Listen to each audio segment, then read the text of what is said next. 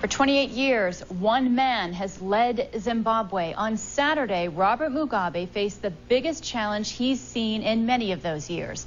Millions of voters strained by poverty, shortages of food and medicine, and record inflation went to the polls. They're choosing national and local lawmakers, but the big contest, of course, was the one for the presidency. Mr. Mugabe faces challenges from the Movement for Democratic Change and its leader, Morgan Tsvangirai, and by former Finance Minister Simba Makoni. Well, with international observers and foreign media largely banned, accurate information can be hard to come by. But reports that have come from Zimbabwe say the balloting itself went rather smoothly. Still, allegations of fraud emerged even before that voting began. And Nkapile Mabusi has this. Calm and cautiously optimistic, they lined up in the early hours of Saturday morning to choose their future leaders. But even before the first ballot was cast, there were already doubts about the credibility of this election. President Robert Mugabe's near 28-year rule is being challenged by his former finance minister Simba Makoni and opposition leader Morgan Tsvangirai of the Movement for Democratic Change. Makoni and the MDC party have criticized the poll.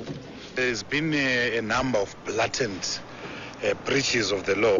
It was not a normal, conducive environment. The Zimbabwe Electoral Commission was to count the votes at polling stations in the presence of party agents. But the MDC alleges some of its agents were not allowed to observe the poll and that a number of its supporters were turned away because their names did not appear on the voters' roll. The party says it will tally and release its own results. It has accused Mugabe of planning to steal the election, something he denies. Why should I cheat? The people are there supporting us day in, day out. Security personnel remained visible throughout the voting. To maintain peace, says the government. To intimidate voters, the opposition has charged.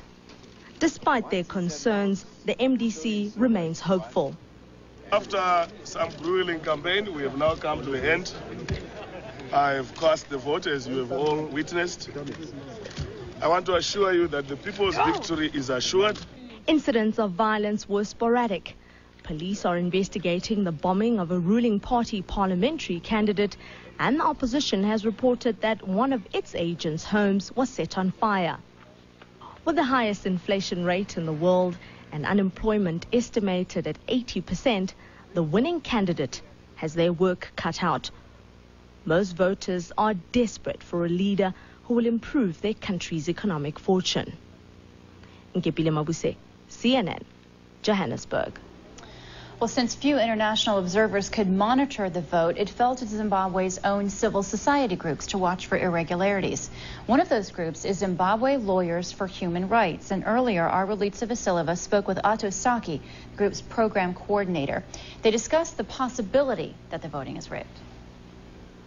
It's very difficult to predict at the moment, but looking from the electoral pre-polling environment has been such that there were so many anomalies.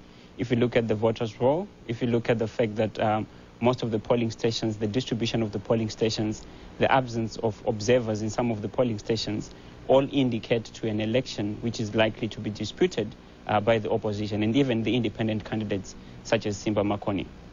So, speaking of legal challenges, can a credible legal challenge be mounted if that turns out to be the case? Because we have to say that the government has denied any efforts to rig this election. It says this is a free and fair vote. It's possible to mount electoral legal challenges before the electoral court, but how far, the judiciary is prepared to really reverse, once it is announced that Robert Mugabe and ZANU-PF has won the majority vote. That's very difficult and very debatable. We've seen in the past that the judiciary seems to be severely compromised. They've not been willing even to assist insofar as urgent applications that have been brought before the courts in respect of individuals with disabilities who have been assisted by the police officers following a presidential decree that actually amended the electoral laws. So the judiciary, in our view, might very much be more or less in line with what will be declared by the Zimbabwe Electoral Commission. What about an international legal challenge, something supported by the African Union or African states?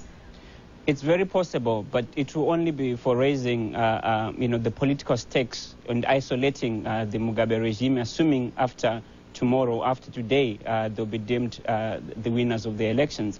But how that will actually then result in there being a fundamental change, a transformation, and the coming in of an opposition that would have won the election is very, very much limited.